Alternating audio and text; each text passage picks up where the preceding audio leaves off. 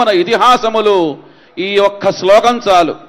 ఇవాళ ఏదో మనం వచ్చి వాళ్ళకి రిజర్వేషన్ ఇవ్వాలంటాం కాదు. ఏనాడో వాళ్ళ రిజర్వేషను శాశ్వతంగా మంచి బ్రహ్మాండంగా ఏనాడో రిజర్వేషన్ గట్టిగా చేసి పెట్టారు.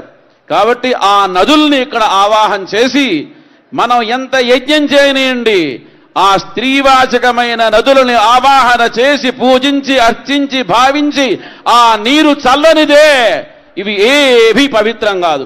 కాబట్టి ఆ సమస్త తీర్థముల్ని కూడా ఇక్కడ ఆవాహన చేశారు. ఆ నీళ్లతో ఈ మనం తెచ్చినటువంటి ఈ ద్రవ్యములన్నిటినీ కూడాను ప్రోక్షించారు. ఏమిటయ్యా దీంట్లో విశేషం? మా అమ్మవారు నిత్యము ఇక్కడ గంగాది సర్వతీర్థ రూపిణిగా కూపంలో బావిలో ఉన్నది. ఆ అమ్మ దగ్గరికి ఎంతో మంది వచ్చి ఆ బావిలో నీళ్లు తీసుకుపోతారు, మంచిగా చల్లుకుంటారు. మాకు ఇదే పెద్ద పుష్కర స్నానంతో సమానం. భక్తులు ఆ విధమైన భక్తితో ఉంటారు. ఏమిటయ్యా ఇక్కడ విశేషం?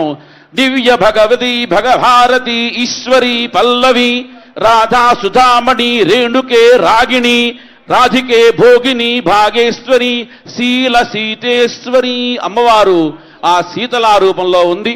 అటువంటి గంగా జలాలతో ఇప్పుడు ప్రోక్షణ చేశారు. ఇప్పటిదాకా కళ్యాణానికి సంబంధించిన పూర్వాంగం ఏర్పాట్లు మంత్రపూర్వకంగా జరిగినాయి. ప్రభుత్వం వారు వ్యావహారికంగా ఏర్పాటు చేశారు. అర్చక స్వాములు మంత్రపూర్వకంగా ఏర్పాటు చేశారు. ఇక మహావిష్ణు స్వరూపంగా కైలాసం నుంచి ఆ మహానుభావుడు ఈశ్వరుడు జమదగ్ని రూపంలో వచ్చారు. ఆయనకి ఇక పెళ్లి తంతున అయ్యగారులు ప్రారంభం చేస్తున్నారు.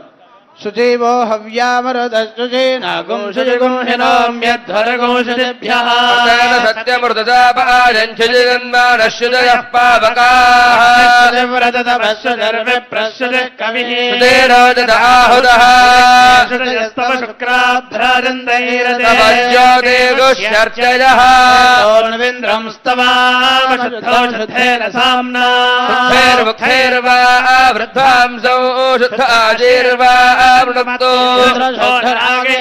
శుద్ధాభిరోధిభిః శుద్ధోమగ్ధుజోమ్యః